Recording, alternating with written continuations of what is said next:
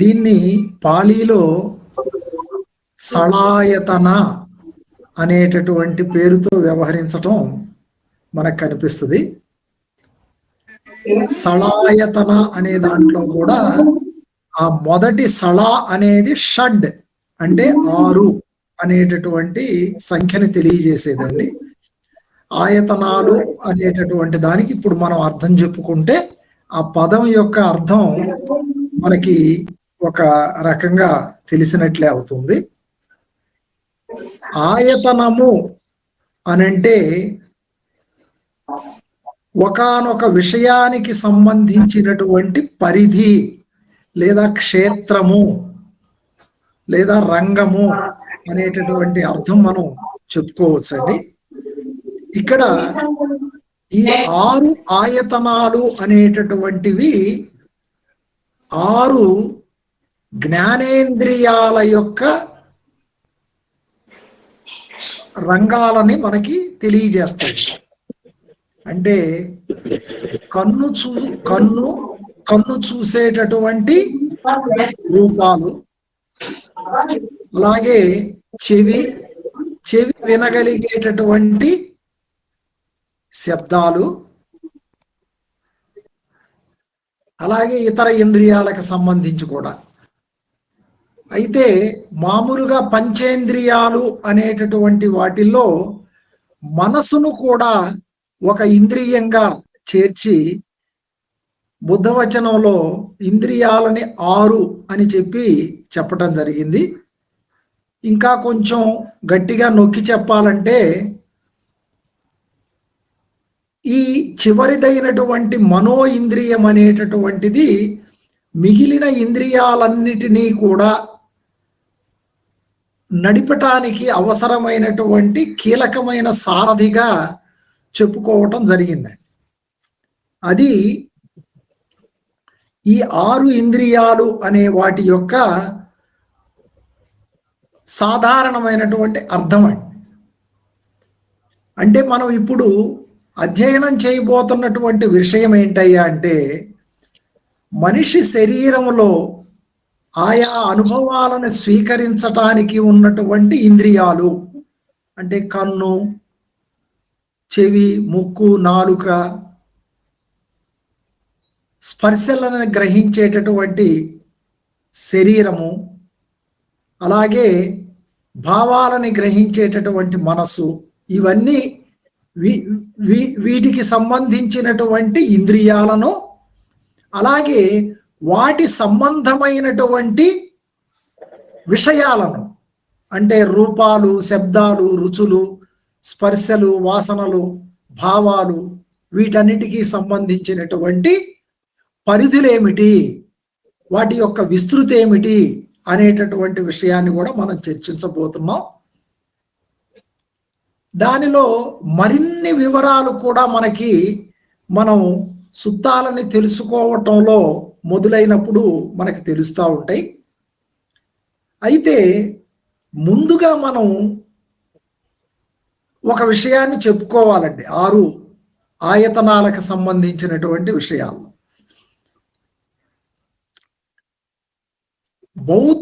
బుద్ధుని బోధనల్లో 6 ఇంద్రియాలతోనే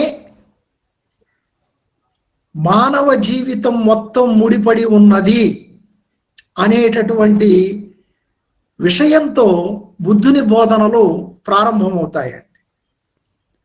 అంటే మనిషి యొక్క జీవితం ఈ 6 ఇంద్రియాలు లేకుండా అసలు ఏమీ లేదండి. ఇంకా చెప్పాలంటే మనిషి తెలుసుకునేటటువంటిది ఏదైనప్పటికీ కూడా ఈ 6 ఇంద్రియాల పరిధిలోనే జరుగుతున్నది అని చెప్పినటువంటి సబ్బసుత్తం మరొక మంచి సవాలు వంటి విషయాన్ని కూడా మనకి తెలియజేసిందండి. ఆ సుత్తంలో ఏం చెప్తారంటే సర్వం అనేటటువంటి పదాన్ని నిర్వచించటానికి తాత్వికంగా ఎవరు ఏమి చెప్పినా కూడా బుద్ధ వచనం మనకు చెబుతున్నటువంటి నిర్వచనం ఏంటంటే, కన్ను తత్సంబంధితమైనటువంటి రూపాలు, వాటిని చూడటానికి మనకి సహకరించేటటువంటి చక్షు విజ్ఞానం, అలాగే వినేటటువంటి ఇంద్రియం చెవు, దానికి సంబంధించినటువంటి వస్తువులైనటువంటి శబ్దాలు, తత్సంబంధితమైనటువంటి వినికిడి విజ్ఞానం, ఇలా 6 ఇంద్రియాలకు సంబంధించినటువంటి మూల శారీరక అంగము, వాటికి సంబంధించినటువంటి 6 రకాల జ్ఞాన వస్తువులు, ఆ జ్ఞానాన్ని తెలుసుకోవటానికి ఉపకరించేటటువంటి 6 రకాల విజ్ఞాన అనేటటువంటివి సర్వం యొక్క నిర్వచనం. అలాగే ఈ సర్వాన్ని కాదని, అంటే మనిషి తెలుసుకునేటటువంటి విషయాల పరిధి ఇది కాదని ఎవరైనా చెబుతూ మరొక సర్వాన్ని నిర్వచిస్తాను అని గాని ఎవరైనా అంటే అది అసాధ్యమైనటువంటి విషయం అని చెప్పి బుద్ధుడు చెప్పి ఉన్నాడు దాంట్లో. దాని ప్రకారం కూడా మానవ జీవితంలో సర్వం ఇంద్రియాలతో ముడిపడి ఉన్నది అనేటటువంటి విషయాన్ని మనం అర్థం చేసుకోవచ్చు. అట్లాగే మనం కొన్నాళ్ళ క్రితం నేర్చుకున్నటువంటి ప్రతీత్య సముత్పాదం అనేటటువంటి అంశంలో కూడా మనకి అసలు లోకం అంటేనే ఈ ఇంద్రియాలు, సత్సంబంధితమైనటువంటి వస్తువులు, అది గ్రహించేటటువంటి జ్ఞానము అని చెప్పి ఇదే లోకం అంటే అని చెప్పటం జరిగింది. అంటే మనం ఇక్కడ అర్థం చేసుకోవాల్సినటువంటి రెండవ విషయం ఏంటంటే, బౌద్ధ గ్రంథాల్లో చాలా చోట్ల లోక, మనం లోకము అనుకునేటటువంటి పదాన్ని ఉపయోగించినప్పుడు మనుషులుండేటటువంటి భూమండలం మొత్తం లేదా జగత్తు మొత్తం, అంటే గ్రహాలతోటి నక్షత్రాలతో కూడిన జగత్తు అనేటటువంటి అర్థంలో కాకుండా మనిషి యొక్క జ్ఞాన ప్రపంచం లేదా ఇంద్రియ ప్రపంచం అనేటటువంటి అర్థంలో లోక అనేటటువంటి పదాన్ని వాడటం జరిగింది అని చెప్పి మనకి తెలుస్తుందండి. దాని పట్ల మనం చాలా జాగ్రత్తగా వ్యవహరించవలసినటువంటి అవసరం ఉందండి. అంటే లోక అనేటటువంటి చోట మానవుని యొక్క మానసిక లోకం అని చెప్పే అర్థాన్ని కానీ మనం బాహ్యంగా ఉండేటటువంటి లోకంగా పొరబడితే మొత్తం అర్థం మారిపోయేటటువంటి అవకాశం ఉందండి ఆ ప్రవచనంలో, కనీసం అంతవరకు. ఇక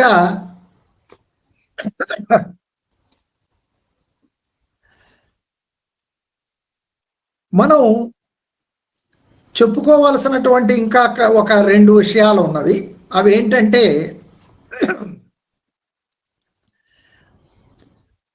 బుద్ధుని బోధనల్ని మనం తెలుసుకునేటప్పుడు మనం చర్చించేటటువంటి అంశం ఏదైనప్పటికీ కూడా అది ఆ విషయానికి సంబంధించినటువంటి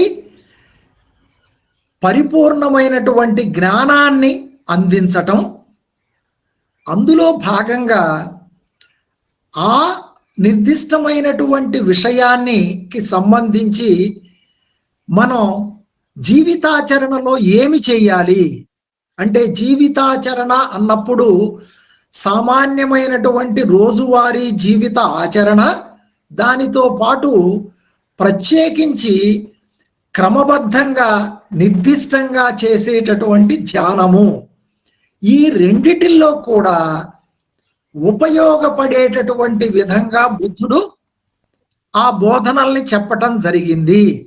అంటే ఇంకొంచెం దాన్ని సూటిగా చెప్పుకోవాలంటే, బుద్ధుని బోధనల్లో ఏది కూడా కేవలం బుద్ధిపరమైనటువంటి జ్ఞానాన్ని మాత్రమే అందించటం అనే రీతిలో కాకుండా సాధనకి సంబంధించినటువంటి కోణం కూడా అందులో ఉండటం అనేటటువంటి దాన్ని మనం చూస్తూ ఉంటామండి. అంటే మొదటి విషయం చాలా మందికి తెలిసి ఉండేదే కానీ ప్రతి అంశంలోనూ బుద్ధుడు ఆచరణకి సంబంధించినటువంటి కోణంతో కూడా మాట్లాడుతున్నాడు అనేటటువంటి విషయాన్ని మనం ఎల్లప్పుడూ కూడా గుర్తుపెట్టుకొని ఆయా విషయాలను తెలుసుకోవాల్సినటువంటి అవసరం ఉందండి. దీనినే కొంచెం ముందుకు పొడిగిస్తే ఈ బుద్ధుని బోధనల్లో అనేక సందర్భాల్లో మనకి కనిపించేటటువంటి ఉపమానాలు, చిన్న చిన్న పిట్టకథ లాంటి విషయాలు, వీటిని మనం జాగ్రత్తగా తరచి చూసినప్పుడు అవి మనలో ఒక రకమైనటువంటి గాఢమైనటువంటి అనుభూతిని కలిగించేటటువంటి కోణంలో ఉండటం మనం చూస్తుంటామండి. వాటిని ఇంగ్లీష్లో ఏమంటారంటే ఎవోకేటివ్ అని ఒక పదం ఉందండి. ఆ ఎవోకేటివ్ అంటే అర్థం ఏంటంటే మనం ఆయా విషయాలని తెలుసుకునేటటువంటి సమయంలో మనకి ఆ విషయానికి సంబంధించినటువంటి కొన్ని ఊహా చిత్రాలు, అలాగే జ్ఞాపకాలు, అంటే మన జీవితంలో జరిగినటువంటి సంఘటనల జ్ఞాపకాలు, మూడవది కొన్ని ఫీలింగ్స్ అండి, దాన్ని వేదన అన్నా పర్వాలేదు, స్పందనలు అంటే భావోద్వేగానికి సంబంధించినటువంటి కొన్ని స్పందనలు కూడా మనలో కలగటం అనేటటువంటిది మనం చూస్తుంటామండి. అంటే ఉదాహరణకి దుఃఖం గురించి అది ఒక రాచపుండు లాంటిది, అది ఒక బాణం లాంటిది అని మనకి చెప్పినప్పుడు ఒక తీవ్రమైనటువంటి ఉద్వేగంతో కూడినటువంటి భావం మన మనసుల్లో మొలకెత్తేటటువంటి అవకాశం ఉందండి. అంటే బుద్ధవచనంలో ఏ సుత్తాన్ని మనం చదువుతున్నా, ఏ భావాన్ని చదువుతున్నా కొన్ని సమయాల్లో కేవలం ఒక్క వాక్యాన్ని మనం చదివినా, మననం చేసుకున్నా ఇటువంటి ఊహా చిత్రాలు, జ్ఞాపకాలు, భావోద్వేగాలు మనలో ఉత్పన్నమయ్యేటటువంటి అవకాశం ఉన్నది అనేటటువంటి విషయాన్ని మనం ఒకసారి గుర్తు చేసుకొని మనం ముందుకు వెళదామండి. ఈ విషయాన్ని అంటే 6 ఆయతనాలకి సంబంధించినటువంటి విషయాన్ని అనేక కోణాల్లో, అంటే కొన్ని వందల కొలది సుత్తాల్లో, భిన్నమైనటువంటి కోణాల్లో వాటిని భగవానుడు మనకి వివరించటం కనిపిస్తుంది. అటువంటి సుత్తాల్లో అత్యధిక భాగం సంయుక్త నికాయలోని సళాయతన సంయుక్త అనేటటువంటి అధ్యాయంలో సమకూర్చటం జరిగింది. ఈ 6 ఆయతనాల యొక్క ప్రాధాన్యతను తెలియజేసేటటువంటి మరొక విషయం ఏంటంటే మనకి బౌద్ధ గ్రంథాల్లో ఉన్నటువంటి అధ్యాయాల్లో ఈ సళాయతన సంయుక్త అనేటటువంటిది చాలా పెద్ద అధ్యాయం అండి. బహుశా అత్యంత పెద్ద అధ్యాయం కూడానేమో, అది మనం చూడవలసిన అవసరం ఉన్నది. అంటే 250-300 సుత్తాలతో కూడి ఉన్నది. అది మనకి 6 ఆయతనాలకి సంబంధించి అనేక కోణాల్లో చెప్పేటటువంటి సుత్తాలని ఒకే చోట గుదిగుచ్చి మనకి అందించినటువంటి అధ్యాయం అండి. అలాగే ఇతర నికాయాల్లో, ముఖ్యంగా మధ్యమ నికాయలో కూడా ఈ 6 ఆయతనాలకి సంబంధించినటువంటి పలు కోణాల్లో మనకి వివరించేటటువంటి కొన్ని సుత్తాలు ఉన్నాయి. వాటన్నిటినీ కాకపోయినా మనకి ప్రధానంగా మహాసళాయతన మహాసళాయతనిక సుత్త అనేటటువంటి సుత్తంలో బుద్ధుడు ఒకంత సమగ్రమైనటువంటి సమాచారాన్ని ఈ 6 ఆయతనాల గురించి ఇవ్వటం జరిగింది అని నాకు అనిపిస్తుంది. ఇది మధ్యమ నికాయలో 149వ సుత్తం అండి, సళాయతనిక సుత్తం. దీని ఆధారంగా మనం ఈ 6 ఆయతనాల గురించి తెలుసుకొని అవసరమైన చోట ఇతర సుత్తాలను కూడా ప్రస్తావించుకుంటూ మనం ఈ విషయాన్ని అధ్యయనం చేయడానికి పూనుకుందామండి. ఈ సుత్తంలో మామూలుగా జరిగినట్లే కొంతమంది భిక్షువులతోటి బుద్ధుడు మాట్లాడుతూ ఉండటం, వాళ్ళు శ్రద్ధగా ఆలకిస్తామని చెప్పటం, అప్పుడు బుద్ధ భగవానుడు తన బోధనని ప్రారంభించటం అనేటటువంటిది మామూలుగా మనకు తెలిసినటువంటి విషయమే. అక్కడ బుద్ధుడు ఈ సుత్తాన్ని ప్రారంభించినటువంటి తీరుని మీ దృష్టికి తీసుకొస్తానండి. పాళీలో ఒకసారి చెక్కుం భిక్కవే అజానం అపస్సం యథాభూతం రూపే అజానం అపస్సం యథాభూతం చెక్కు విజ్ఞానం అజానం అపస్సం యథాభూతం చెక్కు సంఫస్సం అజానం అపస్సం యథాభూతం ఎంపిదం చెక్కు సంపస్స పచ్చయా ఉపజ్జతి వేదయితం సుఖం వా దుఃఖం వా అదుఃఖం అసుఖం వా తంపి అజానం అపస్సం యథాభూతం. చూడండి, అంటే ఇక్కడ చక్షు ఇంద్రియానికి సంబంధించినటువంటి విషయాలను మాట్లాడుతున్నట్లుగా ఆ పాళీ వాక్యాలు వింటే మనకు అర్థమైపోద్ది. అయితే వివరాల్లోకి వెళ్ళి చూసినప్పుడు మనకి చాలా ప్రస్ఫుటంగా మన దృష్టికి వచ్చేటటువంటి మరొక విషయం ఏంటంటే అజానం అపస్సం యథాభూతం అనేటటువంటి పదబంధాన్ని చక్షువుకు సంబంధించిన అనుభవం యొక్క అన్ని కోణాలకి వర్తిస్తూ మాట్లాడటం జరిగిందండి. దీన్ని మనం చాలా జాగ్రత్తగా అర్థం చేసుకోవాల్సిన అవసరం ఉందండి. అంటే ఏమంటున్నాడంటే బుద్ధ భగవానుడు ఇక్కడ చక్షువు గురించి మనం తెలుసుకోకపోవటం, దర్శించకపోవటం అంటున్నాడండి. ఎలా? యథాభూతంగా తెలుసుకోలేకపోవటం, యథాభూతంగా దర్శించలేకపోవటం అనేటటువంటి పదాలు ఉపయోగించబడినాయి. ఇవి మామూలుగా చూడటానికి చిన్నవిగానే అనిపించినప్పటికీ కూడా ఒక రకంగా చెప్పాలంటే బుద్ధుడు అవిద్యతో కూడినటువంటి అనుభవం యొక్క లక్షణాలను చెబుతున్నాడండి ఇక్కడ. ఏమిటా లక్షణాలు? చక్షువుని, అది చూసేటటువంటి రూపాన్ని, చక్షు విజ్ఞానాన్ని, ఈ మూడింటి కలయికైనటువంటి చక్షు స్పర్శను ఫస్స అంటామండి మన పాళీలు.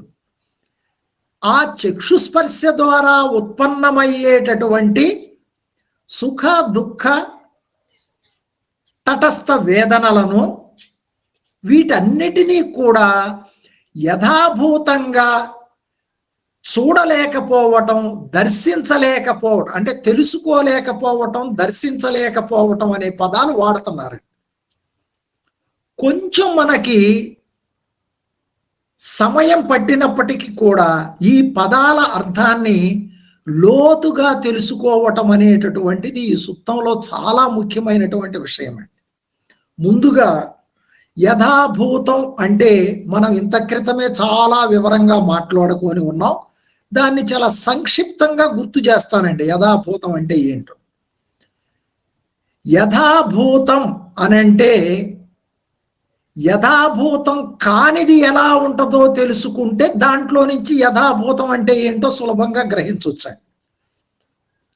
అంటే ఏదైనా అనుభవం మనలో చోటు చేసుకునేటప్పుడు మనకి ఆ అనుభవానికి సంబంధించినటువంటి విషయాల పట్ల ఏ పరిజ్ఞానము లేక ఆ అనుభవాన్ని, అశాశ్వతమైనటువంటి అనుభవాన్ని శాశ్వతమైనదిగా, అంటే అనిత్యమైన అనుభవాన్ని నిత్యమైనదిగా, దుఃఖకారకమైనటువంటి దాన్ని సుఖకారకమైనదిగా, అనాత్మగా ఉండేటటువంటి దాన్ని ఆత్మసహితమైనదిగా గ్రహించటం. అంటే ఒక రకంగా చెప్పుకోవాలనుకుంటే వాస్తవానికి తలకిందులుగా ఆ అనుభవాన్ని మనం చూడటం అనేది యథాభూతం కాదు. అంటే ఇప్పుడు యథాభూతంగా చూడటం అనే దాంట్లో మొట్టమొదటి అంశం ఏంటయ్యా అంటే వస్తువుల యొక్క లేదా అనుభవాల యొక్క అనిత్యతను, దుఃఖాన్ని, అనాత్మతను తెలుసుకోవటం. అది మొట్టమొదటి ప్రాథమికమైనటువంటి విషయం అండి. దాంట్లో చాలా మూలమైనది. తర్వాత దాన్నే కొంచెం మామూలు మాటల్లోకి వచ్చి మనం చెప్పుకుంటే ఒక అనుభవాన్ని, అంటే ఇక్కడ నిర్దిష్టంగా చక్షువు యొక్క అనుభవాన్ని మనం పొందుతూ ఉన్నప్పుడు దానిలో చూడవలసిన రీతిలో కాకుండా వక్ర మార్గంలో చూడకుండా ఉండటం అనేటటువంటిది ఒక పార్శ్వం కాగా యథాభూతంలో, రెండవది ఆ అనుభవాన్ని కేవలం ఆ అనుభవంగా, దాని పట్ల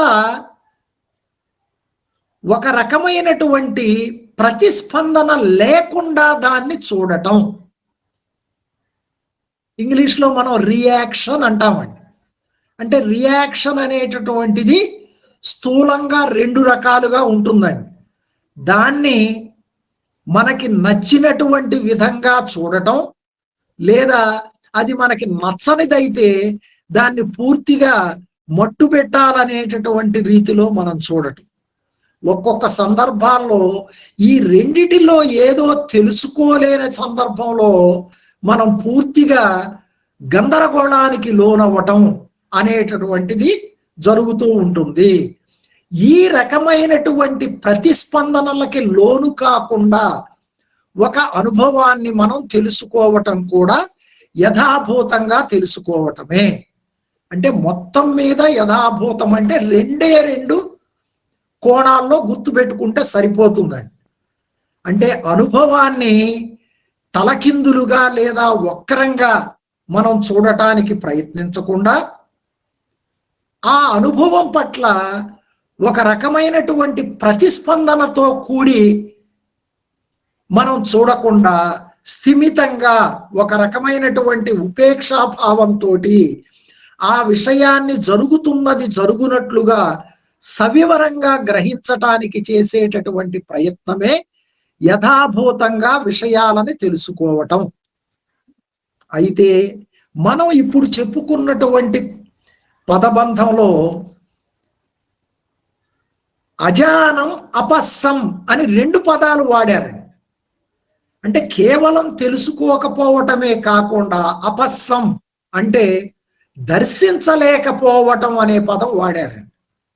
ఇక్కడ మళ్ళీ కూడా మనకి ఈ దర్శన లేదా పస్స అనేటటువంటి అంటే ఫస్స అనేటటువంటి పదానికి పస్స అనే పదానికి భేదాన్ని తెలుసుకోవాలండి మనం.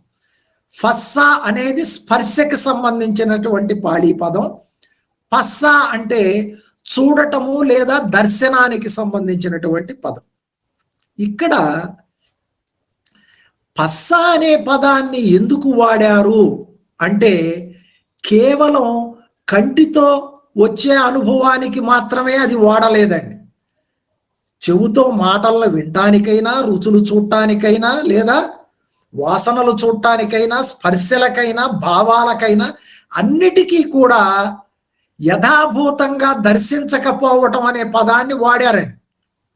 అంటే అక్కడ ఈ దర్శనకి తెలుసుకోవటానికి ఖచ్చితమైనటువంటి భేదం ఉందండి. అందుకే రెండు పదాలను ఉపయోగించడం జరిగింది. ఏమిటి ఆ భేదం అని అంటే, నేను ఒక సాధారణమైనటువంటి ఉదాహరణతో తెలియజేస్తానండి దాన్ని. ఎక్కడన్నా ఒకానొక సందర్భంలో మనం ఎవరితోటైనా మాట్లాడేటప్పుడు ఒక సంభాషణ వస్తుందండి. నిన్న జరిగినటువంటి పెళ్లికి సుబ్బారావు వచ్చాడా లేదా అని అంటే, ఆ పక్కన ఉన్నటువంటి వ్యక్తి చాలా సందిగ్ధంగా చెప్పాడు అనుకుందాం. వచ్చాడో లేదో అని అంటాడు. పక్కనున్న వ్యక్తి సుబ్బారావు వచ్చాడు అని అంటాడు. కానీ ఇంకొక వ్యక్తి ఏమంటాడంటే సుబ్బారావు రాలేదు అంటాడు. అంటే ఈ సందిగ్ధమైనటువంటి చర్చ నడుస్తున్నప్పుడు ఒక వ్యక్తి వచ్చి ఏమంటాడంటే, సుబ్బారావు వచ్చాడయ్యా, నేను చూశాను అతను వచ్చినప్పుడు అంటాడు. అంటే అర్థం ఏంటంటే, కంటితో చూడటం అనేటటువంటి అనేది నిర్ధారితంగా ఒక అనుభవాన్ని మనం సత్యము అని ప్రకటించడానికి పనికొచ్చేటటువంటి వ్యక్తీకరణ. అలాగే మాటలకు సంబంధించి కూడా, ఇదిగో పలానాయన ఇలా అన్నాడంట అనేదానికి కాదు, అతను ఈ మాట అంటే నేను విన్నాను అనేది కూడా దర్శనేనండి అక్కడ. అట్లాగే వాసనలు కానీ రుచులను కానీ స్వయంగా అనుభవం పూర్వకంగా తెలుసుకోవటం అనేటటువంటి దర్శన. అంటే ఇంకా కొంచెం సూటిగా చెప్పాలంటే, బౌద్ధంలో హేతుబద్ధమైనటువంటి తర్కం ద్వారా తెలుసుకోవటానికంటే కూడా స్వీయ అనుభవం ద్వారా విషయాలను గ్రహించటానికి పెద్దపీట వేయబడింది. ఆ అర్థంలోనే ఇక్కడ దర్శించటం, దర్శించకపోవటం అనేటటువంటి పదాన్ని మనకి వాడారు అనేది మనం గుర్తించాలి. కాబట్టి ఇప్పుడు మనకి అజానం అపస్సం యథాభూతం అనేటటువంటి పదబంధం యొక్క అర్థం కానీ సూటిగా చెప్పుకోవాలంటే, అనుభవాన్ని అంటే అది దృష్టితో చూసేది అవ్వచ్చు, వెనికిడి అవ్వచ్చు, రుచులు అవ్వచ్చు, శబ్ద, ఇక ఏ అనుభవం అయినప్పటికీ కూడా వాటిని ఎటువంటి వక్రత లేకుండా, ఎటువంటి ప్రతిస్పందన లేకుండా తెలుసుకోవటం, దర్శించటం అనే అర్థం మనం చెప్పుకోవచ్చు. ఆ అర్థం మనకు తెలిసిన తర్వాత బుద్ధుడు మొట్టమొదటి ఇంద్రియమైనటువంటి చక్షువుకు సంబంధించి ఏమి చెబుతున్నాడయ్యా అంటే, కంటిని, రూపాలను, కంటి విజ్ఞానాన్ని, ఆ కన్ను వస్తువుతో జరిపేటటువంటి స్పర్శను, ఆ స్పర్శ ద్వారా ఉదయించేటటువంటి సుఖ దుఃఖ తటస్థ వేదనలను యథాభూతంగా తెలుసుకోలేకపోవటం, దర్శించకపోవటం వల్ల, ఇది గాఢంగా గుర్తుపెట్టుకోవడానికి ట్రై చేయండి ఆ మొత్తాన్ని. అది జరిగినప్పుడు, అంటే ఎప్పుడైతే యథాభూతంగా ఆ అనుభవాన్ని తెలుసుకోవటం, దర్శించటం అనేది జరగలేదో, ఆ వ్యక్తి ఆ అనుభవం పట్ల అభిలాషని, ఆరాటాన్ని పెంచుకుంటాడు అని చెప్పటం జరిగింది. అంటే ఇక్కడ మళ్ళీ ఈ అభిలాష లేదా ఆరాటము, ఆసక్తి, అనురక్తి అనేటటువంటి పదాల యొక్క అర్థం కూడా రెండిటితో కూడుంటుందండి. అవి మనకి ఇష్టమైనటువంటి అనుభవం అయితే దాన్ని ఇంకా ఇంకా సొంతం చేసుకోవాలనేటటువంటి అనురక్తి, లేదా మనకి నష్టం కలిగించేది లేదా దుఃఖాన్ని కలిగించేది మనకి ఇష్టం లేనిది అనుకున్నప్పుడు దాన్ని ఎలాగైనా కూడా తుదముట్టించాలనేటటువంటిది కూడా అనురక్తేనండి. ఆ అర్థంలో తీసుకోవాలి దాన్ని, అనురక్తి అనేటటువంటి దాన్ని. కాబట్టి వీటన్నిటి పట్ల కూడా చక్షువు పట్ల, అది చూసేటటువంటి రూపాల పట్ల, చక్షు విజ్ఞానం పట్ల, దానికి సంబంధించినటువంటి స్పర్శ పట్ల, ఆ స్పర్శ కలిగించే వేదనల పట్ల, వీటన్నిటి పట్ల కూడా అనురక్తిని పెంపొందించుకుంటాడు ఆ వ్యక్తి. ఆ కారణంగా మనిషిలో సుఖము, దుఃఖము, అసుఖ అదుఃఖ అనుభవాల పట్ల కూడా అతను అనురక్తి పెంపొందించుకుంటాడు. ఇది మొట్టమొదటి విషయం అండి. ఇది కొంచెం దీర్ఘమైనప్పటికీ కూడా ఇప్పుడు తర్వాత కూడా మీరు స్వయంగా దీన్ని చదివి కనీసం ఆ పారాగ్రాఫ్ను మొత్తాన్ని కూడా సంపూర్ణంగా ఆకళింపు చేసుకునే ప్రయత్నం చేస్తేనే తదుపరి సుత్తంలో ఉన్నటువంటి విషయాలు మనకు అర్థమవుతాయి. ఇదే రకమైనటువంటి విషయాన్ని, అంటే అవిద్యతో కూడినటువంటి అనుభవం మనిషికి అనురక్తిని కలిగిస్తుంది అనేటటువంటి విషయాన్ని మనం తెలుసుకుంటే, దీని ద్వారా మనిషికి ఏమి కలుగుతాయి అంటే కాయ సంబంధమైన, చిత్త సంబంధమైనటువంటి బాధ ఉత్పన్నమై, ఇంకా చెప్పాలంటే ప్రవర్ధతి అనే మాట వాడారండి. అంటే ప్రవర్ధతి అని అంటే పెంపొందుతుంది అనేటటువంటి బాధ పెంపొందుతుంది, మానసికమైన బాధ పెంపొందుతుంది. తర్వాత శరీరానికి అంటే దేహ సంబంధమైనటువంటి సంతాపం పెంపొందుతుంది, మానసిక సంబంధమైనటువంటి సంతాపం పెంపొందుతుంది. అలాగే శారీరక సంబంధమైనటువంటి పరిలాహ అనే పదం వాడారండి. పరిలాహ అంటే ఒక రకమైనటువంటి తీవ్రమైనటువంటి ఉద్రేగం, టెన్షన్ అంటాం చూడండి మనం ఇంగ్లీష్లో. అటువంటి టెన్షన్, యాంగ్జైటీ అనేటటువంటివి పెంపొందుతాయి అని చెప్పి చెప్పటం జరిగింది. అంటే మనకి పూర్తిగా ఎరుకలో ఉండి లేదా సగం ఎరుకలో ఉండి తెలిసి తెలియక జరిగేటటువంటి చక్షువుకు సంబంధించినటువంటి ఇంద్రియాల అనుభవాల్లో ఎప్పుడైతే మనం దాన్ని యథాభూతంగా చూడకుండా వక్రమైనటువంటి స్థితిలో దాన్ని చూస్తామో అప్పుడు మనకి ఇవన్నీ కూడా శరీర మానసిక బాధలు, శరీర మానసికమైనటువంటి విచారము, శరీర మానసికమైనటువంటి టెన్షన్స్, అంటే ఒక రకమైనటువంటి వణుకు కూడా వస్తుందండి మనకు వాటి ద్వారా. ఇవన్నీ కొన్ని తీవ్రమైన అనుభవాల్లోనే మనం బాహ్యంగా గమనించగలుగుతాం, లేదంటే అవి లోపలే ఉండిపోతాయండి మనకి. ఇది జరుగుతుందని చెప్పటం జరిగింది.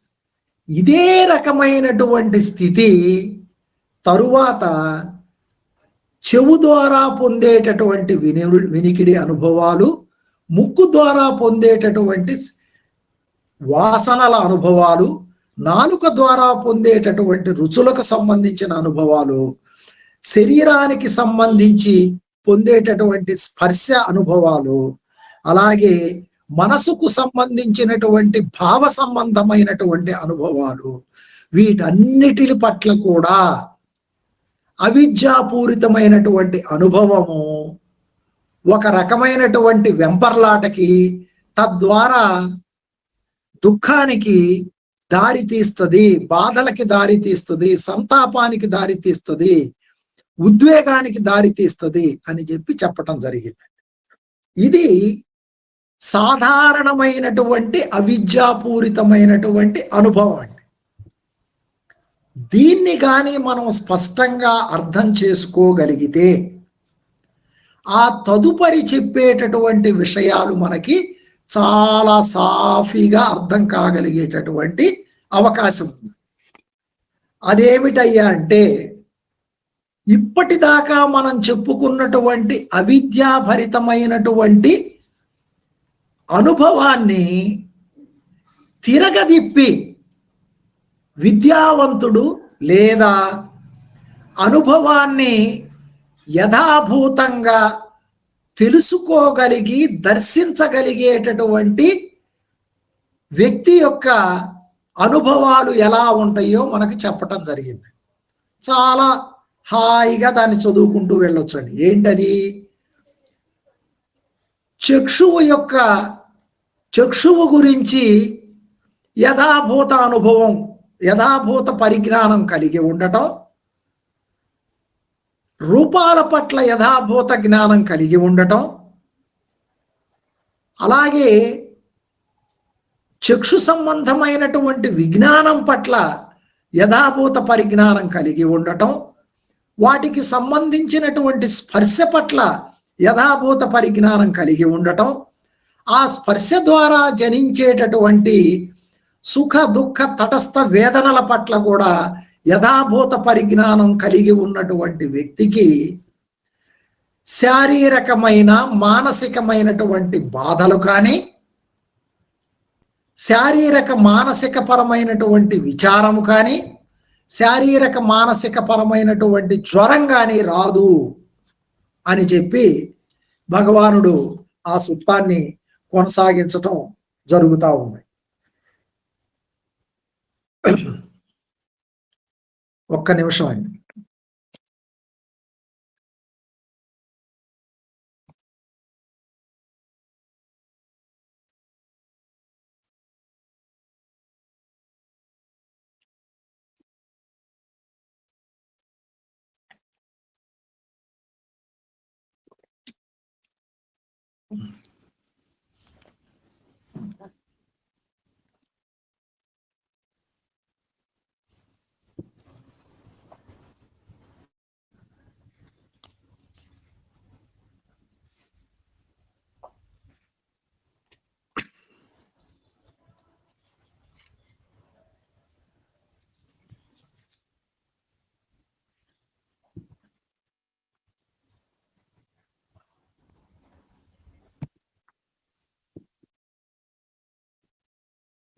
తర్వాత ఈ సూత్రంలో చెప్పినటువంటి మరొక ముఖ్యమైనటువంటి విషయం ఏంటయ్యా అంటే, మనిషి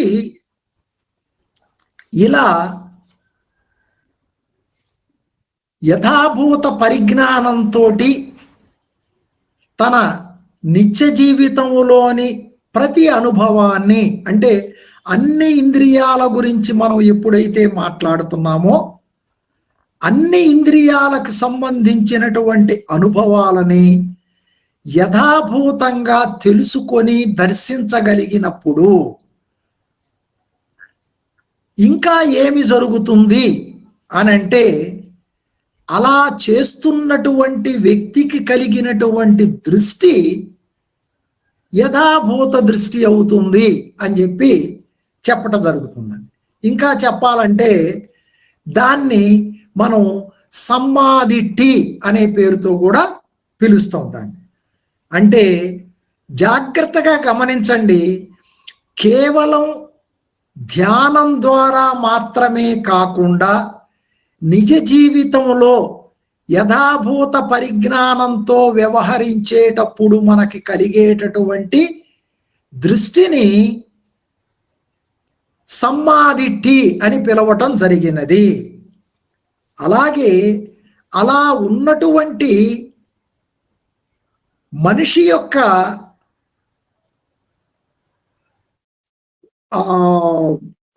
అనుభవం అనేటటువంటిది సతిపట్టానలని, అంటే 4 సతిపట్టానలని పరిపూర్ణం చేస్తుంది అని చెప్పి చెప్పటం జరిగింది. అంటే ఇక్కడ కూడా మనం తెలుసుకోవాల్సిన మరొక విషయం ఏంటంటే, కేవలం మనం ఒక పద్ధతి ప్రకారం కూర్చొని లేదా నడుస్తూ చేసే ధ్యానంలోనే కాకుండా నిజ జీవిత అనుభవాలని యథాభూతంగా చూడటం అనేటటువంటిది జరిగినప్పుడు ఈ సతిపట్టానలు కూడా పరిపూర్ణ స్థాయికి వెళుతాయి అనేటటువంటి భావాన్ని కూడా మనకి చెప్పటం జరిగిందండి. దాని ఫలితంగా ఈ సతిపట్టాణాలు పరిపూర్ణమైన దాని ఫలితంగా సమత విపස්සన అనేటటువంటి ధాతువులు పరిపూర్ణమవుతాయి అని కూడా మనకి చెప్పటం జరిగింది తర్వాత. అలా మనకి నిత్య జీవిత ఇంద్రియ అనుభవంలో మనం తీసుకునేటటువంటి వైఖరి అనేటటువంటిది మొత్తం బుద్ధుడు బోధించినటువంటి మార్గాన్ని సంపూర్ణంగా మనం ఆచరించి దాని ఫలితాలని సంపూర్ణంగా పొందగలిగేటటువంటి అవకాశాన్ని ఇచ్చేటటువంటి విషయం అనేటటువంటి దాన్ని మనం గుర్తించాలండి. అలాగే ఈ ఈ సుత్తం మొత్తం చదివినప్పుడు మనకి తెలిసేది ఏంటంటే, వీటి ద్వారా మనం లోతుగా గ్రహించవలసినటువంటి విషయాలని గ్రహించగలగటం, అలాగే వదిలించుకోవలసినటువంటి విషయాలని సమూలంగా వదిలించుకోగలగటం, పెంపొందించుకోవలసినటువంటి విషయాలని పరిపూర్ణంగా పెంపొందించుకోవటం అనేటటువంటి ప్రక్రియలో కూడా ఈ ఇంద్రియ అనుభవం అనేటటువంటిది పనిచేస్తుంది అని చెప్పి భగవానుడు ఆ సుత్తాన్ని ముగించటం జరిగింది. ఇక్కడ మనం కొంచెం జాగ్రత్తగా కానీ ఇతర సుత్తాలను కూడా ఈ సుత్తం విషయంలో మనం సహాయం తీసుకొని చూసేటట్లయితే మనకేం తెలుస్తుందంటే, సాధారణమైనటువంటి స్థితిలో మనం ఇంద్రియ అనుభవాలని, అంటే చూడటము, వినికిడి, రుచులు లేదా వాసనలు, స్పర్శలు, భావాలకి సంబంధించినటువంటి ఆలోచనలు, వీటిని యథాభూతంగా మనం చూడాలంటే, యథాభూతంగా దర్శించాలంటే మన జీవితంలో ఒక మోస్తరు సమాధి అనేటటువంటిది ఉండాలి. అలా ఒకంత సతీ సమాధి లేనటువంటి అనుభవాన్ని యథాభూతంగా దర్శించటం అనేటటువంటిది అసలు సాధ్యమే కాదు. కాబట్టి మన నిజ జీవిత అనుభవాల అన్నిటిల్లో కూడా ఇంతకు ముందులాగా మనం పరుగులు తీసినట్లు జీవించకుండా వాటిని సాధ్యమైనంత సావధానతతోటి పొందటానికి ప్రయత్నించాలి. ఏ అనుభవాన్నైనా కూడా దీంట్లో పరిపూర్ణమైనటువంటి సాధనలోకి రావటం అనేటటువంటిది చాలా దీర్ఘకాలం పట్టేటటువంటి విషయం అయినప్పటికీ మనం మెల్లమెల్లగా మన జీవితంలో చోటు చేసుకుంటున్నటువంటి అనుభవాల దగ్గర పరుగులు తీయకుండా కొంచెం నెమ్మదించి ఆ అనుభవాన్ని స్పష్టంగా విశదీకరించి అది ఎలా మనలో వక్రమైనటువంటి దృష్టిని, శారీరక మానసిక బాధలను, శారీరక మానసిక చింతనను, జ్వరాన్ని కలగజేస్తుందో గమనించటం ప్రారంభించాలి. అలా ప్రారంభించి మెల్లమెల్లగా మన అనుభవంలో మనం ప్రయాణం చేసేటప్పుడు మనకి ఈ సుత్తంలో ఉన్నటువంటి విషయాలన్నీ కూడా క్రమంగా స్పష్టంగా మనకి తెలియగలిగేటటువంటి అవకాశం ఉన్నది. అంటే ఇక్కడ కూడా ఈ సుత్తంలో చెప్పినటువంటి విషయాల పట్ల పరిజ్ఞానాన్ని తెలుసుకోవటం ఒక ఎత్తు అయితే, అందులో చెప్పినటువంటి విషయాలను గ్రహించటానికి తగిన కృషి చెయ్యటం అనేటటువంటిది మరొక ఎత్తు. నేను ముందే చెప్పినట్లుగా బుద్ధుడు చెప్పినటువంటి ఏ బోధననైనా ఒక మీటింగులో విని లేదా ఒక పుస్తకంలో చదివి తర్వాత చూసుకుందాములే అని వదిలివేసేటటువంటి విషయాలు కావవి. తక్షణం ఆ క్షణం నుంచి ప్రతినిత్యం కూడా సాధ్యమైనంతగా మన అనుభవంలో ఆ విషయాలని లోతుగా గ్రహించటానికి, అదేనండి దాని అర్థం. యథాభూతం పశ్యతి అంటే అర్థం అదే. యథాభూతం జానతి అనేటటువంటిది బహుశా చదవటం ద్వారా, వినటం ద్వారా, చర్చ ద్వారా జరుగుద్దేమో కానీ యథాభూత దర్శన అనేటటువంటిది ఈ చర్చల ద్వారా మాత్రమే జరిగేటటువంటి ప్రక్రియ కాదది. మనం అనుభవంలో ఒక్కొక్క దాన్ని స్వీకరించి ఈ బోధన వెలుగులో పరిశీలించటానికి మనం పూనుకుంటే మెల్లమెల్లగా ఒక్కొక్క మెట్టుగా ఈ విషయం మొత్తాన్ని కూడా మనం లోతుగా గ్రహించగలిగినటువంటి అవకాశం ఉన్నది. తర్వాత ఈ సూక్తంలో మనం తెలుసుకోవలసినటువంటి మరొక విలువైనటువంటి కోణం కూడా ఉన్నదండి. ఇంత క్రితం మనం ప్రతీత్య సముత్పాదం గురించి చెప్పుకునేటటువంటి తరగతుల్లో ఒక వాక్యం గురించి మాట్లాడుకున్నామండి. ఎవరైతే ప్రతీత్య సముత్పాదాన్ని దర్శిస్తారో వారు ధమ్మాన్ని దర్శిస్తారు. ఎవరు ధమ్మాన్ని దర్శించగలుగుతారో వారు ప్రతీత్య సముత్పాదాన్ని దర్శిస్తారు అని చెప్పారు. అదేదో కేవలం ప్రతీత్య సముత్పాదం యొక్క ప్రాధాన్యతని నొక్కి చెప్పటానికి ఉపయోగించినటువంటి ట్రిక్ లేదా ఎత్తుగడ అనుకుంటే పొరపాటండి. బుద్ధుడు ఆ విషయాన్ని చెప్పటంలో 100కి 100 పాళ్ళుగా అది అర్థవంతమైనది అనేటటువంటి రీతిలోనే చెప్పాడండి, ఎత్తుగడగా చెప్పలేదు ఆయన.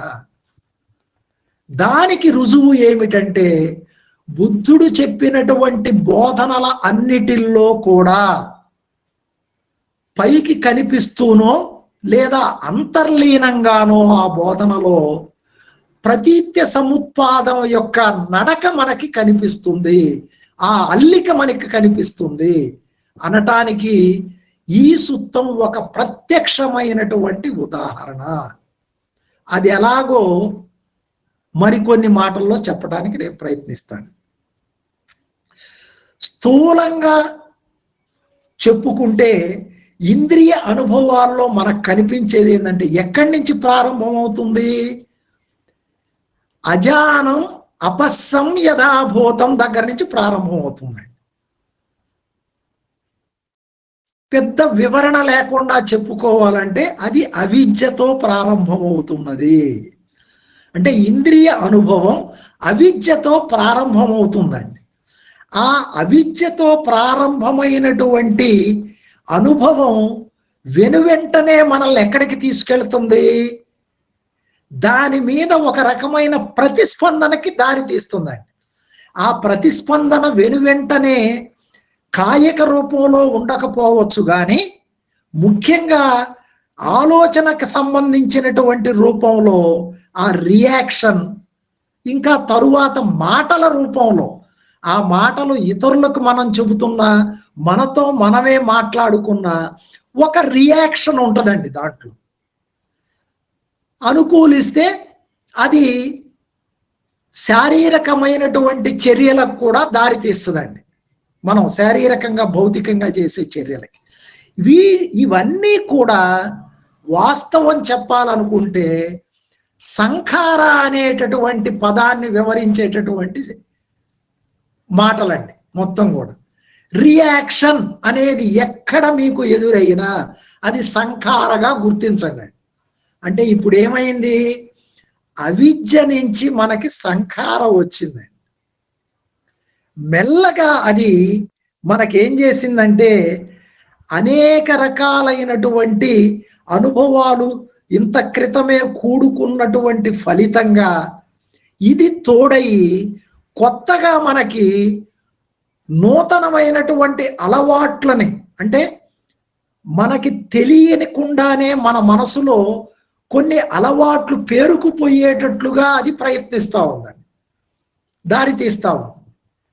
అవన్నీ కూడా ఏమి జరిగినాయి, మెల్లమెల్లగా ఈ ఆయతనాల యొక్క అనుభవం మొత్తం కూడా, అంటే ఏం చెప్పుకున్నాం మనం ఇంతకుముందు ఈ సుత్తంలో, కన్ను, రూపాలు, కంటి విజ్ఞానం, కంటి స్పర్శ, ఆ స్పర్శ ద్వారా కలిగేటటువంటి వేదనలు, ఇవన్నీ వరుస చెప్పుకున్నామండి. జాగ్రత్తగా చూడండి, కొన్ని మాటలు ఇందులో నుంచి మనం తీసివేస్తే అంటే తొలగించడం కోసం కాదండి, అవి అలా ఉన్నవి వెనక అని అనుకుంటే మనకు కనిపించేటటువంటి క్రమం ఏంటంటే సళాయతన పచ్చయ ఫస్స, ఫస్స పచ్చయో వేదన, వేదనా పచ్చయ తణహ.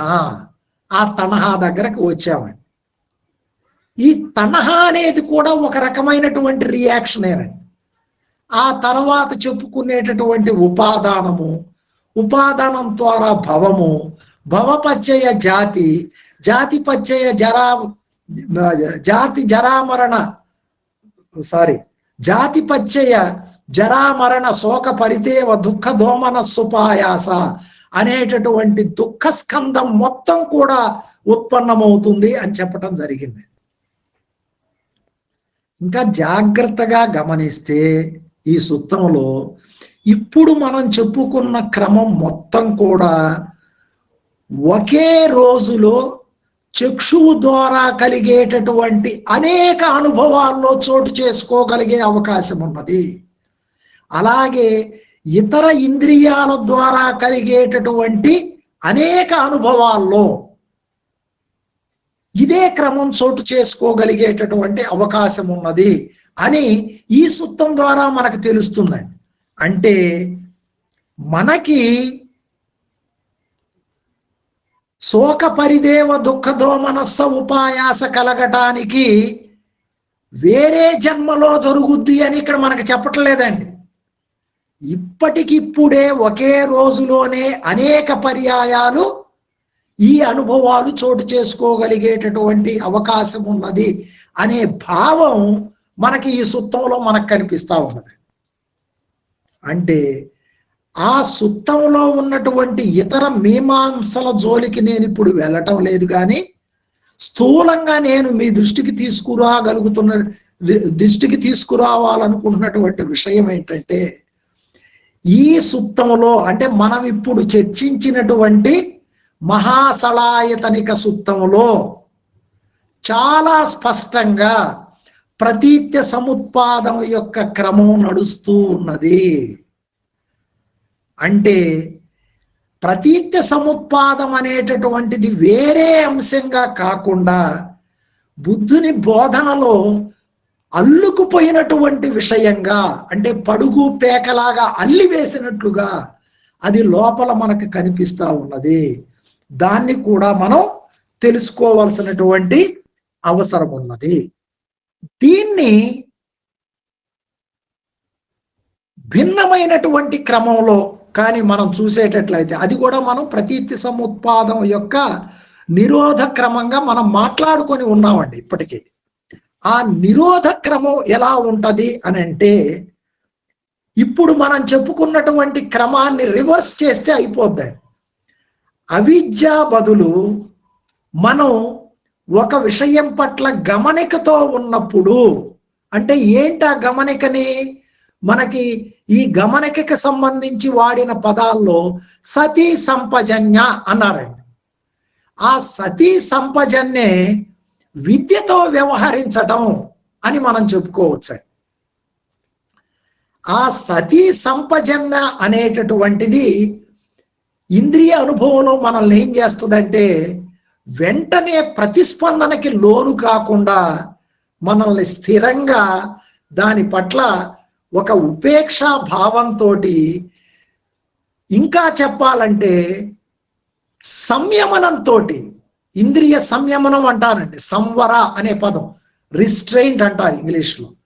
ఒక రకమైనటువంటి సంయమనంతో ఆ అనుభవాన్ని మనం ఎదుర్కోగలిగేటటువంటి అవకాశం ఉంది. ఆ క్రమం మొత్తం కూడా ఏం చేస్తుందంటే మనం ఇంతకు ముందు చెప్పుకున్నటువంటి క్రమాన్ని రివర్స్ చేసి, ఎందుకని రివర్స్ అవుతుంది, అంతకు ముందున్నటువంటి అజానం అపస్సం యథాభూతం స్థానంలో ఇప్పుడు మనం జానం పస్సం యథాభూతం అనేటటువంటి దానికి మారామండి. మనం ఆ పద్ధతి మారింది కాబట్టి స్థూలంగా దాంట్లో మనం ఇక ఈ సళాయతనలో వచ్చేటటువంటి దాని ఫలితంగా జరిగేటటువంటివన్నీ కూడా అవిద్యతో కూడుకొని ఉండకుండా యథాభూత పరిజ్ఞానంతో కూడుకొని ఉన్న కారణంగా మనలో తణహ జనించదు, అంటే రియాక్టివిటీ మనలో జనించదు. తణహ జనించినప్పుడు ఉపాదానం జనించదు, ఉపాదానం జనించినప్పుడు తద్వారా కలిగేటటువంటి దుఃఖం కూడా మనలో నిరోధమైపోతుంది అని చెప్పటం జరిగింది. దీనినే తీసుకెళ్ళి ప్రతి ఇంద్రియంలో విషయంలో కూడా మనం దుఃఖ నిరోధం జరుగుతూ ఉన్నటువంటిది అనేది మనం చూస్తున్నామండి. ఇలా ఎక్కడికక్కడ ప్రతి అనుభవంలో కూడా దుఃఖ నిరోధం వైపు మనం ప్రయాణం చేస్తూ ఉన్నప్పుడు మొత్తంగా మానవ జీవిత అనుభవంలో మనం తెలుసుకోవలసినటువంటి విషయాలని లోతుగా తెలుసుకోవటం, వదిలించుకోవలసినటువంటి విషయాలని సంపూర్ణంగా వదిలించుకోవటం,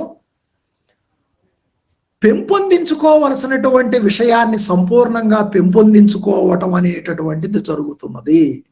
అంటే ఇక్కడ కూడా ప్రతీత్య సముత్పాదం అనేటటువంటిది చాలా ప్రస్ఫుటంగా మనకి దర్శనమిస్తూ ఉన్నది.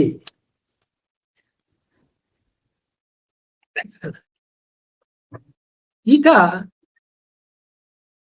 తర్వాత ఈ 6 ఆయతనాలకి సంబంధించి సూటిగా సళాయతన సంయుక్తలో గాని ఇతరత్ర చోట గాని ప్రస్తావించబడనటువంటి ఒక విషయాన్ని నేను మీ దృష్టికి తీసుకురాదలిచాను. అదేంటంటే బుద్ధవచనంలో కొన్ని చోట్ల ఒక నమూనా కనిపిస్తుందండి. అంటే నమూనా అంటే రకరకాల నమూనాల్లో ధర్మోపదేశం జరుగుతుందండి బుద్ధుని ద్వారా. అంటే ఒక వ్యక్తి వచ్చి ఒక ప్రశ్న వేయటం ద్వారా బుద్ధుడు తానే స్వయంగా నేను ఈ విషయాన్ని మీకు బోధిస్తాను వినండి అని చెప్పటం ద్వారా, లేదా బుద్ధునితో ఒక వ్యక్తి తగువులాడటం ద్వారా అనేక రకాలుగా నమూనాల్లో చెప్పటం జరిగింది. అయితే వాటిల్లో ఒకటేంటంటే అభ్యర్థన ద్వారా జరిగినటువంటి బోధనలండి. ఆ అభ్యర్థనల్లో కూడా అంటే రిక్వెస్ట్ అంటాం మనండి, భగవాన్ నాకు ఈ విషయం గురించి బోధించండి అని అడగటం అనేటటువంటిది రిక్వెస్ట్ అండి. ఆ అభ్యర్థన నమూనాలో ఉండేటటువంటి బోధనల్లో కూడా ఒక ప్రత్యేకత కలిగినటువంటి బోధనలు ఉన్నాయండి. దాన్ని ఇప్పుడు మీకు వివరించబోతున్నాను. ఏంటి ఆ నమూనా అంటే, ఎక్కువగా ఈ విషయంలో జరిగింది భిక్షువులేను, గృహస్థులు ఆ రకంగా వచ్చి అడిగినట్లుగా నాకు, అంటే నేను చెప్పబోయే ప్రశ్న రూపంలో అడిగినట్లుగా నాకేం పెద్దగా ఎక్కువ కనపడలేదు. ఒకవేళ ఉన్నాయేమో నాకు తెలియదు. ఆ నమూనా ఏంటంటే, ఒకానొక భిక్షువు లేదా ఒక భిక్షుని భగవానుని దగ్గరకు వచ్చి ఒక అభ్యర్థన చేస్తారండి. భగవాన్, మీరు నాకు ఒక సంక్షిప్తమైనటువంటి బోధన బోధిస్తే దాని ఆధారంగా నేను సాధన చేసుకుంటాను, దయచేసి నాకు అటువంటి సంక్షిప్త ధర్మోపదేశం చెయ్యండి అని చెప్పి అభ్యర్థించటం జరుగుతుంది. అలా అభ్యర్థించి అందుకు సమాధానంగా బుద్ధుడు చెప్పినటువంటి బోధనల్లో అత్యధికం ఇంద్రియ ఆయతనాల గురించే చెప్పాడు బుద్ధుడు. జాగ్రత్తగా గమనించండి. ప్రత్యేకించి సంక్షిప్తమైన బోధన చెబితే దాని ఆధారంగా నేను సాధన చేసుకుంటాను నా జీవితంలో అని ఒక భిక్షుని అభ్యర్థించినప్పుడు బుద్ధుడు చెప్పినటువంటి అత్యధికమైన ఉపదేశాలు ఇంద్రియాలకి సంబంధించే ఉన్నాయి అనేది ఒక గమనించదగిన విషయం అండి.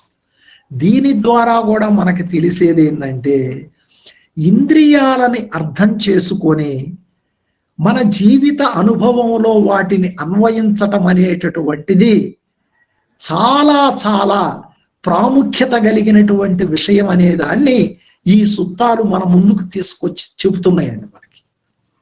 అయితే ఆ సుత్తాల్లో ఇంద్రియాలకి సంబంధించినటువంటి విషయమే ఉన్నప్పటికీ కూడా ఆ ఇంద్రియాల యొక్క ప్రాధాన్యతని, ఇంద్రియ అనుభవ దర్శనం గురించిన ప్రాధాన్యతని భిన్నమైన రూపాల్లో చెప్పాడండి. మళ్ళీ దాంట్లో చాలా ప్రసిద్ధి చెందినటువంటి ఒక బోధన ఏంటయ్యా అంటే, బాహ్య అనేటటువంటి భిక్షువు ఇదే ప్రశ్న వేసినప్పుడు బుద్ధుడు ఏమంటాడంటే, బాహ్య, నువ్వు చూస్తున్నటువంటి విషయాలలో చూడటం మాత్రమే ఉండాలి, వింటున్నటువంటి విషయాలలో విన్నది మాత్రమే ఉండాలి, అనుభూతి చెందుతున్న విషయాల్లో అనుభూతి చెందుతున్నటువంటిది మాత్రమే ఉండాలి అన్నాడండి. అంతే. కానీ అవతల భిక్షువుకి ఆ బోధన యొక్క విశ్వరూపం అర్థమైపోయి ధన్యవాదాలు చెప్పి అక్కడి నుంచి నిష్క్రమిస్తాడండి ఆ భిక్షువు. అయితే మనబోటి వాళ్ళకి కొంత వివరణ అవసరమండి. నిజం చెప్పాలంటే ఆ వివరణ మహాసలాయతనిక సుత్తంలో ఇప్పుడే మనం చెప్పుకున్నాం. చూసిన దాంట్లో చూడటం మాత్రమే ఉండాలి అని అంటే ఏ రకమైనటువంటి దానికి తడుకు బెళుకులు తగిలించకుండా, వక్రీకరణలు జోడించకుండా యథాభూతంగా దాన్ని చూడాలి అని చెబుతున్నాడు. అలాగే వినిన విషయాలకు కానీ చివరిదైనటువంటి అనుభవం చెందటం అనంటే రుచులు, వాసనలు, స్పర్శలు, అట్లాగే మానసిక సంబంధమైనటువంటి ఇతర విషయాలకి అంటే మొత్తం మీద ఇంద్రియ అనుభవాలన్నిటినీ కూడా పరిశుద్ధంగా ఉన్నది ఉన్నట్లు గ్రహించటానికి ప్రయత్నిస్తే నీకు విముక్తి లభిస్తుంది అని చెప్పి బుద్ధుడు చెప్పాడు. జాగ్రత్తగా ఆలోచించండి. అంటే నా ప్రతిపాదన అయితే ఈ చిన్న బోధనని, అంటే భగవానుడు చెప్పినటువంటి ఈ ఒక్క వాక్యాన్ని మనలో ప్రతి ఒక్కరూ కూడా, అంటే మనలో అంటే ధర్మం పట్ల అభిలాష కలిగినటువంటి, ధర్మం ద్వారా దుఃఖ విముక్తిని సాధించాలనుకునేటటువంటి సాధకులు అందరూ కూడా జీవిత పర్యంతం కంఠత వచ్చేలాగా దీన్ని మనం పట్టి పట్టాలి. అది ఒక బోధన. అలాగే ఆ తరువాత ఇదే విషయాన్ని అడిగినటువంటి బంతే ఆనందుడికి కూడా బుద్ధుడు 6 ఆయతనాలకు సంబంధించిన విషయాన్ని మరొక రూపంలో చెప్పాడు. ఆనంద, నువ్వు చూసేటటువంటి కన్ను శాశ్వతమైనదా అని అడుగుతాడు. కాదు అని జవాబిస్తాడు.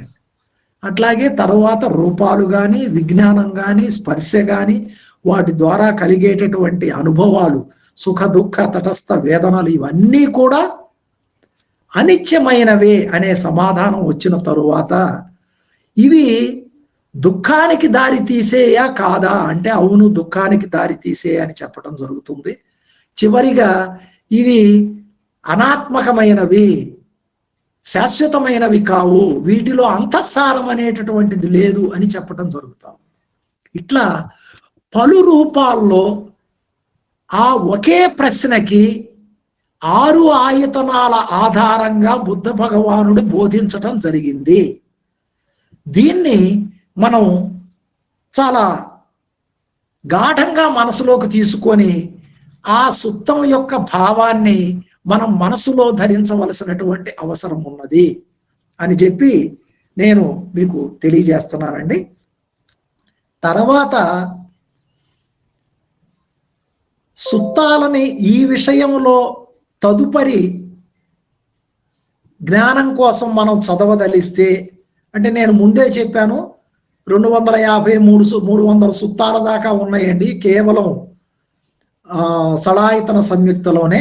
అన్నిటినీ చదవటం అనేటటువంటిది చాలా మందికి వనరులు లేక, వనరులు ఉన్నప్పటికీ కూడా భారంగా ఉండొచ్చు.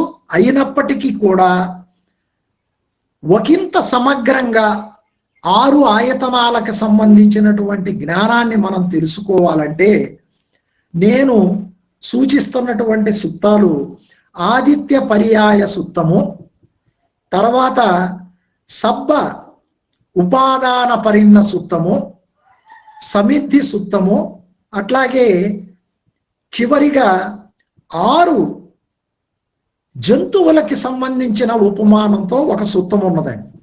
వాటిని నేను చెబుతానండి.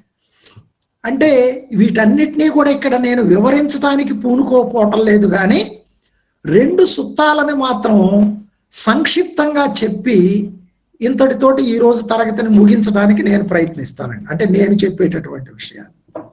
అందులో మొదటిది ఆదిత్య పర్యాయ సుత్తం, అంటే అగ్ని పర్యాయ సుత్తం అని అన్నారండి. అంటే మండుతున్నటువంటి మంటని ఉపమానంగా చూపిస్తూ భగవానుడు చెప్పినటువంటి ఉపదేశం. అంటే ఈ ఉపదేశాన్ని 1000 మంది అప్పుడే పరివ్రాజకులైనటువంటి భిక్షువులకి బోధించినట్లుగా మనకి సంప్రదాయంలో చెప్పబడుతూ ఉంది. ఆ వివరాలు అలా ఉంచిన ఒకటి నిజమేంటంటే అందులో వాళ్ళు అగ్నిని ఆరాధించేటటువంటి బ్రాహ్మణ భిక్షువులుగా చెప్పబడిందండి. కాబట్టి అగ్నినే ఉపమానంగా తీసుకొని బుద్ధుడు దాంట్లో చెప్పాడు. ఏమన్నాడు అంటే, భిక్షువులారా సర్వం మండుతున్నది అని చెప్పి చెప్పాడండి. సర్వం మంటతో రగిలిపోతున్నదంట. ఏమిటి ఆ రగులుతున్నది అని అంటే, చక్షువు రగులుతున్నది, చక్షువు చూసేటటువంటి రూపాలు రగులుతున్నాయి, చక్షు విజ్ఞానం రగిలిపోతున్నది, చక్షు స్పర్శ రగులుతున్నది, చక్షు స్పర్శ ద్వారా జనించేటటువంటి సుఖ దుఃఖ తటస్థ వేదనలన్నీ రగిలిపోతూ ఉన్నాయి అని చెప్పి చెప్పడం జరిగింది. ఈ సుత్తాన్ని కూడా మనకి ఇప్పటికే బుద్ధుని బోధనలు అనేటటువంటి పుస్తకంలో, అంటే భంతే వోల్పోలా రాహుల రాసినటువంటి వాట్ ద బుద్ధ టాట్ అనేటటువంటి పుస్తకానికి తెలుగులో వెలువడినటువంటి అనువాదంలో ఈ ఆదిత్య పర్యాయ సుత్తం అనేటటువంటిది ఉన్నది. దాన్ని మీరు చదవటం ద్వారా, నేను నా పాఠం మొదట్లో ఒక విషయం చెప్పానండి. వీటి ద్వారా ఈ సుత్తాలను చదివినప్పుడు మనలో కొన్ని ఊహా చిత్రాలు, కొన్ని జ్ఞాపకాలు, అలాగే కొన్ని అంతర్గత భావనలు తలెత్తటం ద్వారా బుద్ధుడు చెబుతున్నటువంటి భావాన్ని గాఢంగా మనం మనసులోకి స్వీకరించగలుగుతామని చెప్పి చెప్పానండి. దానికి అచ్చమైనటువంటి 16 ఉదాహరణ ఆదిత్య పర్యాయ సూక్తంగా నేను మీ ముందు ప్రతిపాదిస్తున్నాను. అది మీరు చదువుకోండి. తర్వాత ఈ సంయుక్త నికాయ 35లో, అంటే షడాయతన సంయుక్తలో ఉన్నటువంటి 247వ సూక్తంలో ఇదే రకమైనటువంటి భావాన్ని మరొక రూపంలో, అంటే ఇంకా రోజువారీ జరుగుతున్నటువంటి ఇంద్రియ అనుభవాన్ని కళ్ళకు కట్టినట్లు చిత్రించినటువంటి బోధన దీంట్లో మనకు కనిపిస్తుందండి. ఇందులో బుద్ధుడు ఇంద్రియ అనుభవాలకి సంబంధించినటువంటి ఒక నూతనమైనటువంటి కోణాన్ని ఆవిష్కరించాడండి దాంట్లో. అంటే ఇప్పుడు దాకా మనం చెప్పుకున్నటువంటి వాటిలో ఇలాంటి సుత్తాల్లో ఏం చెప్పటం జరిగిందంటే, కన్ను ద్వారా, చెవి ద్వారా, ముక్కు ద్వారా, నాలుక ద్వారా, స్పర్శల ద్వారా, మనసు ద్వారా మనం పొందేటటువంటి రకరకాల అనుభవాలని విడివిడిగా ప్రస్తావించటం జరిగిందండి. కానీ ఇక్కడ ఉన్నటువంటి కొత్త భావన ఏంటయ్యా అంటే, దానికి ఒక ఉపమానంతో చెప్తాడండి బుద్ధుడు. ఎలా? ఒక వేటగాడు 6 రకాల జీవులని, అంటే మనం ఏదో అనుకూలత కోసం జంతువులు అంటున్నాం కానీ అక్కడ పక్షి కూడా ఉందండి. 6 రకాల జీవులను ఒక్కొక్క దాన్నే పట్టుకొని బంధిస్తాడంటే, అంటే ఒక పాముని, ఒక మొసలిని, ఒక పక్షిని, ఇట్లా రకరకాల జీవులని ఒక్కొక్క దాన్ని ఒక్క తాడుతో పట్టి బంధించి ఆ తాడు చివరి కొసలన్నిటినీ కూడా ఒక ముడి వేస్తాడంటండి. మళ్ళీ అంటే 6 తాడుల్ని తీసుకొచ్చి ఒక చోట ముడేస్తాడండి మళ్ళీ. అటువంటి స్థితిలో ఉన్నటువంటి ఆ జీవులు, ప్రతి జీవి కూడా తనకి నివాసమైనటువంటి ఆవాసం వైపు పరుగులు తీయాలని ప్రయత్నిస్తుందంటండి. అంటే ఉదాహరణకి పామేమో పుట్టలోకి జొరబడాలని ఆ వైపు లాగాలని ప్రయత్నిస్తుందంటండి. ముసలేమో నీటిలోకి వెళ్ళిపోవాలని చెప్పి నీటి వైపు లాగాలని ప్రయత్నిస్తుందంటండి. పక్షి ఏమో చెట్టు మీదకి ఎగిరిపోవటానికి, చెట్టు పైకి ఎగరటానికి అది లాగుతూ ఉంటుందంట. అలాగే ఇతర జంతువులు కూడా. ఇలా ఈ 6 రకాల జీవులు, ప్రాణులు తమ ఆవాసాల వైపు గుంజుతూ ఉన్నటువంటి క్రమంలో ఎటు వెళ్ళలేక కొన్ని అందులో అలిసిపోతాయి అంటండి. శక్తి ఉడిగిపోయి నిశ్చేష్టులైపోతాయి అంట. అప్పుడు వీటన్నిటిలో బలమైనటువంటి జీవి, బలమైనటువంటి జంతువు మిగిలిన మొత్తాన్ని కూడా తన వైపు లాక్కొని, తన ఆవాసం వైపు లాక్కొని వెళ్ళిపోతుంది. ఉదాహరణకి బలం ఉంటే మొసలి మొత్తం అన్నిటినీ కూడా నీటి వైపు లాక్కొని వెళ్ళిపోతుందని చెప్తాడు. అదే రీతిలో ఇంద్రియాలు కూడా తమకు నచ్చినటువంటి వస్తువుల వైపు, అంటే కన్ను రూపాల వైపు, చెవి శబ్దాల వైపు, ముక్కు వాసనల వైపు, నాలుగు రుచుల వైపు, చర్మం స్పర్శల వైపు, మనసు భావాల వైపు గుంజుకుంటా ఉంటాయి అని చెప్పి చెబుతున్నాడండి బుద్ధుడు. అంటే ఒక రకమైనటువంటి పెనుగులాటతో గుంజుకోవటం ఇది. ఆ గుంజుకునేటటువంటి స్థితిలో బలమైనటువంటి ఇంద్రియము మిగిలిన వాటిని అన్నిటినీ కూడా తమ వైపు లాక్కొని వెళ్ళిపోతూ ఉంటుంది అని చెప్పి భగవానుడు చెప్పడం జరిగిందండి. అంటే జాగ్రత్తగా ఆలోచించి మన జీవిత అనుభవాన్ని కానీ జాగ్రత్తగా పరికించి చూస్తే మనకు కనపడేది ఏంటంటే, ఒక వ్యక్తిలో అన్ని ఇంద్రియాలకి సంబంధించినటువంటి ఆరాటం కనిపించదండి మనకి. ఎవరైనా కొందరు ఉంటే ఉండవచ్చు, కానీ అధిక శాతం ప్రజల్లో ఒక్కొక్క ఇంద్రియం చాలా బలవత్తరంగా, శక్తివంతంగా ఉన్నట్టు కనిపిస్తుందండి. ఉదాహరణకి బిర్యానీలు తినటానికి అలవాటు పడినటువంటి వ్యక్తి సంగీతం వినడానికి పెద్దగా ఉత్సుకత చూపించడండి, లేదా క్రికెట్ మ్యాచ్ చూడటానికి పెద్దగా ఉత్సుకత చూపించడం. అట్లా మనం జాగ్రత్తగా కానీ పరిశీలించేటట్లయితే ఒక్కొక్క వ్యక్తికి ఒక్కొక్క రకమైనటువంటి ఇంద్రియం చాలా బలంగా పనిచేస్తుంది. అని చెప్పేటటువంటి సందేశం దీంట్లో ఉంది. దీని ద్వారా కూడా మనం నిజంగా మన వ్యక్తిగత జీవితంలో ఏ నిర్దిష్టమైన ఇంద్రియ అనుభవం మీద ఎక్కువగా కేంద్రీకరించి పని చేయాలో, అంటే దాని యొక్క పట్టు నుండి తప్పించుకోవటానికి ఏ ఇంద్రియం మీద ఎక్కువ కృషి చేయాలో మనం నేర్చుకోగలిగేటటువంటి అవకాశం ఉన్నది. ఇదే విషయాన్ని సంయుక్త నికాయములో ఉన్నటువంటి పసేన జిత్తు గురించి చెప్పినటువంటి అధ్యాయంలో ఇవన్నీ కూడా మనకి చెప్పటం జరిగిందండి. దాన్ని కూడా, ఆ సుత్తాన్ని కూడా మీరు చదవచ్చు. చాలా చిన్న బోధన. ఆ వ్యక్తుల యొక్క వాలకాన్ని బట్టి ఆ ఇంద్రియాలు బలంగా పనిచేస్తుంటవి వాళ్ళ మీద అని చెప్పి కోసల సంయుక్తలో బుద్ధుడు చెప్పటం జరిగిందండి. అవసరమైతే దాన్ని కూడా మనం అందరికీ పంచుకొని మనం చదవటానికి ప్రయత్నం చేద్దాం. అందువల్ల దీన్ని మొత్తంగా మనకు చూసినప్పుడు మన ప్రయాణం అనేటటువంటిది అవిద్య అనేటటువంటి భూమిక నుండి విద్య అనేటటువంటి భూమికకి, అంటే అజానం అపస్సం యథాభూతం అనే భూమిక నుంచి జానం పస్సం అనేటటువంటి యథాభూతం అనే భూమికి మనం మారవలసినటువంటి అవసరం ఉన్నది.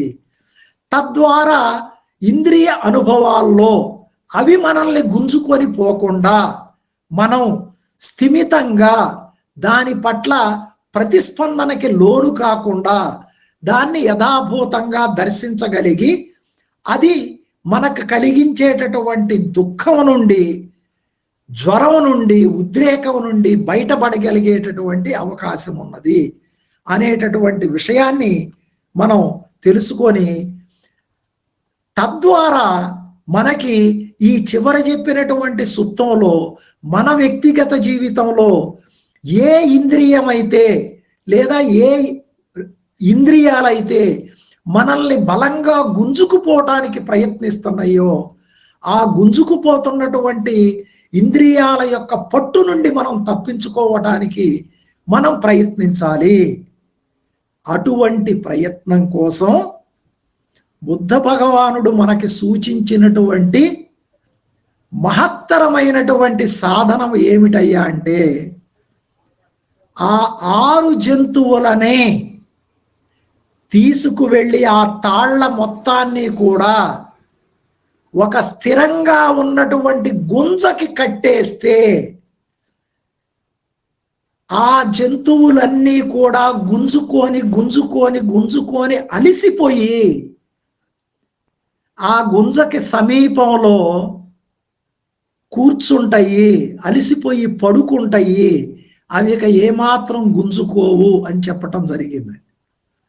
అదే రీతిలో ఈ ఇంద్రియాలనేటటువంటి జంతువులని సతి అనేటటువంటి స్తంభానికి కానీ కట్టివేయగలిగితే ఈ ఇంద్రియాలు కూడా తమ శక్తిని కోల్పోయి క్రమంగా శక్తిహీనమయ్యి మనల్ని గుంజటం మానేస్తాయి, మనకి దుఃఖాన్ని కలిగించటం అనేటటువంటిది మానేస్తాయి అని భగవానుడు చెప్పటం జరిగింది.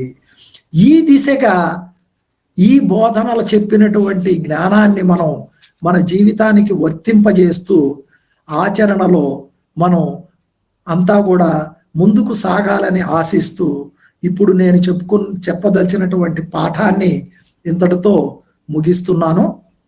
దీని మీద ఏవైనా ప్రశ్నలు కానీ అవసరమైనటువంటి వివరణలు కానీ లేదా మరొక రకంగా చెప్పదలిచినటువంటి అదనపు విషయాలు కానీ ఏవైనా ఉంటే మిత్రులు ముందుకు రావాల్సిందిగా ఆహ్వానిస్తూ నేను ఈ పాఠాన్ని ముగిస్తున్నాను.